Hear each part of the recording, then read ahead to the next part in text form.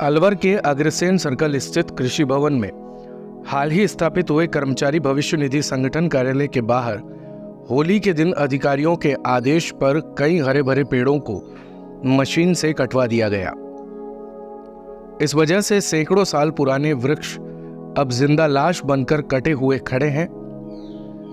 इन पेड़ों का तो फिर से हरा भरा होना नामुमकिन हो गया है, लेकिन उनका क्या जो साल भर पौधारोपण करने को मुहिम चलाते हैं और अब उन्हीं पेड़ पर मशीन लगाकर उनकी जिंदगी को खत्म कर रहे हैं।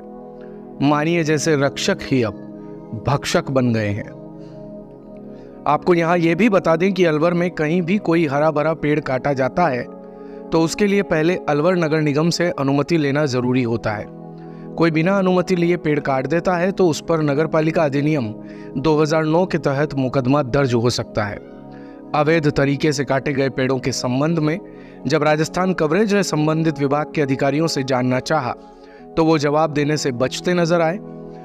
साहब ये पेड़ काटे मंडी वाला ने कटवाए या कौन ने कटवाए हैं, इधर हम थोड़ी घंटे देर टाइम बैठ जाते थे और ये बहुत पुराने पेड़ थे जो कटे हैं।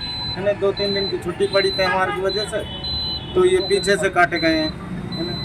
और काफ़ी दिन से हमारी 20-25 साल पुरानी गाड़ी वाड़ी लगी करती थी, स्टैंड था, तो साहब गाड़ी भी नहीं लग रही है अब, और 2-3 दिन की छुट्टी पड़ी, इसी के कारण इसका छुट्टी का फ़ायदा उठा के ये पेड़ काटे। चलो मैं क्या था, कल होली की तो धुलंडी की छुट्टी थी, पूरा मार्केट बंद था और इन लोगों ने क्या है कि नाजायज ये पेड़ कितने सालों से पता नहीं मार्केट वालों के लिए, आने जाने वालों के लिए छाया प्रदान कर रहा था, इन्होंने झट से ही आरी मशीन चलवा दी, इनके लिए सारे पेड़ कटवा दिए। और जबकि अनलीगल है, हरे पेड़ है ना कि सूखे पेड़ है। कितने पेड़ कटवाए इन्होंने? ये 1 2 3 पेड़ तो ये कटवा दिए, 3-4 पेड़ है जो बिल्कुल ही।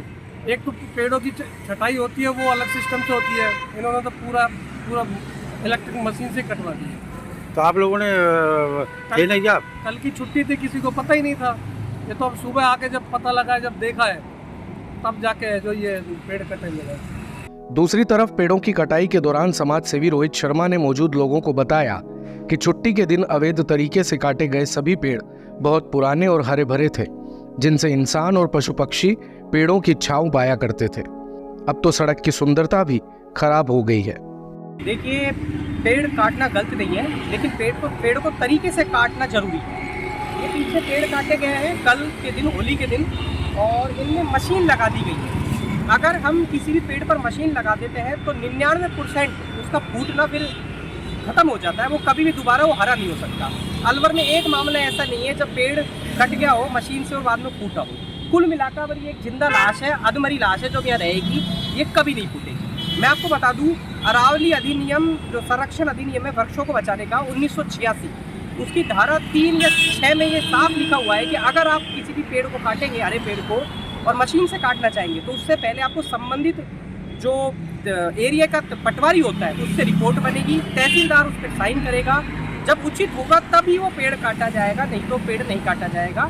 ये 2023 में डॉक्टर जितेंद्र कुमार सोनी जो पूर्व कलेक्टर थे, उनके द्वारा ये नियम लागू अलवर में करवाया गया था। वहीं नगर परिषद का 2009 अधिनियम है, उसके तहत जो धारा है उसके तहत अलवर में आप कोई भी पेड़ काटेंगे तो पहले आपको नगर परिषद से अनुमति लेनी पड़ेगी, जो कि इन लोगों ने, इस ऑफिस के दफ्तर के लोगों ने नहीं ली है। अधिकारियों से जब मेरी अभी बात की तो उन्होंने बताया कि हमें ऐसा कोई ज्ञान नहीं था, फिर भी हमने कटवा दिया, अब हम इसमें क्या कर सकते हैं, मतलब कि वो पल्ला झाड़ रहे हैं। कुल मिलाकर बात इतनी सी कि अलवर में कमर्शियल भवन हो या फिर सरकारी भवन हो, लोग पेड़ काट रहे हैं और रत्ती भर भी ये नहीं सोच रहे कि इस शहर का जो पॉल्यूशन है, अगर पेड़ कट गए तो कैसे खत्म होगा। कुल मिलाकर जिसकी जैसी मर्जी हो रही है वो वैसा काम कर रहे हैं।